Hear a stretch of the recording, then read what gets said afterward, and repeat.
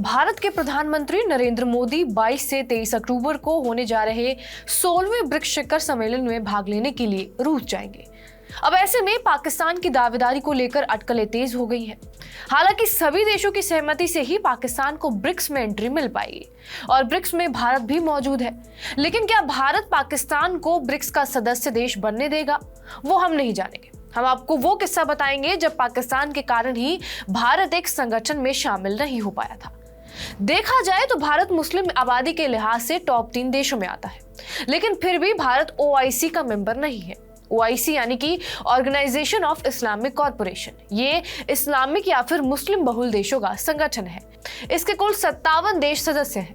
OIC में Saudi अरब का दबदबा है, लेकिन सऊदी अरब दुनिया के उन टॉप 10 देशों में शामिल भी नहीं है जहां मुस्लिम आबादी सबसे ज्यादा है। हालांकि इस्लाम के लिहाज से मक्का और मदीना के कारण सऊदी अरब काफी अहम माना जाता है।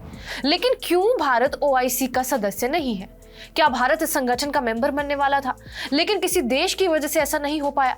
यही सब जानेंगे इस वीडियो में। नमस्कार, मेरा नाम है रिया शर्मा और आप देख रहे हैं TV9 डिजिटल। इसकी कहानी जाती है साल 1969 में, जब इस संगठन की स्थापना की गई थी। लेकिन इस संगठन को बनाने की जरूरत क्यों पड़ी? दरअसल 21 अगस्त 1959 को यरूशलेम के अल-अक्सा मस्जिद पर एक ऑस्ट्रेलियाई शख्स ने हमला किया था, जिसके बाद अरब देशों के विदेश मंत्रियों की एक बैठक बुलाई गई। 3 दिनों के अंदर यानी कि 24 अगस्त को यह बैठक मिस्र की राजधानी काहिरा में हुई। इसी बैठक में सभी इस्लामिक देशों की एक बैठक का विचार पेश किया गया और इसी के चलते रबात में 8 से 9 सितंबर 1969 को एक बैठक हुई, जिसमें यह फैसला लिया गया कि 2 शर्तों को पूरा करने वाले देश को इस बैठक में शामिल होने का न्योता दिया जाएगा। पहली शर्त तो ये थी कि देश मुस्लिम बहुल्य आबादी का होना था और दूसरी शर्त ये थी कि उसका मुस्लिम शासन अध्यक्ष का होना चाहिए। भारत की पहचान धर्मनिरपेक्ष देश की तो थी ही। हालांकि पाकिस्तान ने अंतर्राष्ट्रीय स्तर पर भारत को हिंदुओं का देश साबित करने की कोशिश की थी, लेकिन उसे कोई कामयाबी नहीं मिली, क्योंकि विभाजन के बाद भी भारत में मुस्लिमों की बड़ी आबादी थी। 1969 में मुस्लिम आबादी के नजरिए से भारत दुनिया का दूसरा सबसे बड़ा देश था। हालांकि ताज्जुब वाली बात यह भी थी कि भारत के पहले पीएम जवाहरलाल नेहरू ने यह कहा था कि भारत किसी भी पैन इस्लामिक देशों का सदस्य नहीं बनेगा, लेकिन बाद में भारत ने अपनी नीतियों में बदलाव कर लिया ताकि पाकिस्तान उन देशों पर दबदबा ना बनाने लग पड़े। शुरुआत में हमने आपको बताया था कि एक बैठक होने वाली थी, पर क्या भारत को उसमें न्योता दिया गया था? इसके पीछे की कहानी भी सुन लीजिए। इस बैठक में तमाम मुस्लिम देश आने वाले थे। रिपोर्ट्स के मुताबिक भारत के राजदूत रहे गुरबचन सिंह ने बताया था कि सोमवार 22 सितंबर 1969 को शाम 5:30 बजे रबात के हिल्टन होटल में इस बैठक का उद्घाटन समारोह था। उन्होंने बताया कि मोरक्को के चीफ ऑफ प्रोटोकॉल्स ने उन्हें फोन करके मोरक्को के विदेश मंत्री अहमद लाराकी के पास भेज दिया। उन्होंने बताया कि सभी लोगों ने एक मत से यह फैसला लिया है कि भारत को भी इस बैठक के लिए अपना आधिकारिक प्रतिनिधिमंडल भेजना चाहिए। अब ऐसे में गुरबचन सिंह को जल्द से जल्द भारतीय प्रतिनिधिमंडल को बुलाने के इंतजाम कर रहे थे। गुरबचन सिंह को इसके लिए भारत के विदेश मंत्रालय से परमिशन लेनी थी, लिहाजा वो दफ्तर लौटे। उन्होंने ये सारी बातें तत्कालीन विदेश मंत्री केवल सिंह को बताई और उन्होंने गुरबचन सिंह को सम्मेलन में हिस्सा लेने को कह दिया। गुरबचन सिंह अपने साथ डॉक्टर अब्दुल अलीम और अपने सचिव इशरत अजीज को लेकर बैठक में शामिल हो गए। 5 बजे शाम की बैठक में मोरक्को के किंग ने भारतीय प्रतिनिधिमंडल का स्वागत किया और बताया कि अगले दिन भारतीय प्रतिनिधिमंडल बैठक में शामिल होगा।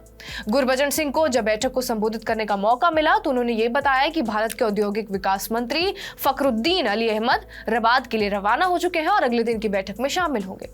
रात 10 बजे तक ये सेशन चला, पर कहीं से भी भारत के विरोध को लेकर कोई बात नहीं छिड़ी।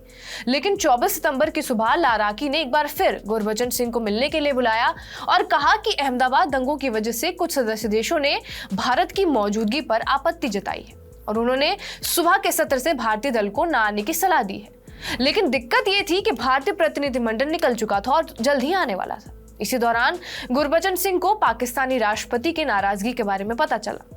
मिली जानकारी के मुताबिक ये था कि पाकिस्तान के राष्ट्रपति याया खान ने ये घोषणा कर दी थी कि अगर भारतीय प्रतिनिधिमंडल को बैठक में शामिल होने दिया जाता है तो वो खुद इस बैठक में शामिल नहीं होंगे। इसके चलते सुबह का सत्र 1 बजे तक शुरू भी नहीं हो पाया। याया खान को कई देशों के शासन अध्यक्ष ने फोन करने की कोशिश की, लेकिन वो फोन पर भी उपलब्ध नहीं थे। ये भी कहा जाता है कि उन्हें मनाने के लिए ईरान से लेकर सऊदी अरब के प्रमुख भी पहुंचे, लेकिन उन्होंने मिलने से ही इनकार कर दिया। कॉन्फ्रेंस शुरू हुई और इस कॉन्फ्रेंस के चेयरमैन होने के नाते किंग हसन ने अहमद के सामने अहमदाबाद दंगे का हवाला देते हुए कुछ सदस्य देशों के विरोध की बात बताई और कहा कि भारतीय दल इस बैठक में शामिल नहीं हो सकता है और अगर शामिल होना भी चाहता है तो वो सिर्फ और सिर्फ ऑब्जर्वर के तौर पर शामिल होगा, जिसे भारत ने स्वीकार नहीं किया। इसके बाद एक और प्रस्ताव रखा गया कि भारत स्वेच्छा से इस बैठक में शामिल नहीं हो। फखरुद्दीन अली अहमद ने तब ये कहा कि क्योंकि वो बेहद शॉर्ट नोटिस पर आए हैं इसलिए वो इस प्रस्ताव को भी स्वीकार नहीं करेंगे। पाकिस्तान के भारतीय विरोध की कई वजहों का जिक्र होने लगा, जिसमें अहमदाबाद में भड़के दंगे अहम बताए जाते थे। लेकिन यह माना जाता है कि जब भारत को आधिकारिक निमंत्रण की बात पाकिस्तान तक पहुंची तो याया खान के विरोधी नेताओं असगर खान, जुल्फिकार अली भुट्टो और मुमताज दौलताना जैसे नेताओं ने विरोध जाहिर कर दिया और इसके बाद अगली मीटिंग में भारत की अनुपस्थिति में ही ऑर्गेनाइजेशन ऑफ इस्लामिक कॉरपोरेशन के गठन का प्रस्ताव भी पास कर दिया गया। ये भारतीय दल के लिए काफी शर्मसार करने वाली स्थिति थी, क्योंकि इंटरनेशनल लेवल पर किसी भी बैठक में किसी देश को आमंत्रित करके उसमें हिस्सा नहीं लेने देने का पहला मौका भारत के लिए मिला था।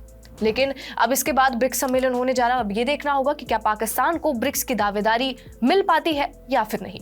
बहरहाल आपका इस पूरे किस्से के बारे में क्या कुछ कहना है हमें कमेंट बॉक्स में जरूर बताएं। बाकी देश और दुनिया की तमाम बड़ी खबरों के लिए बने रहे हमारे साथ TV9 डिजिटल पर।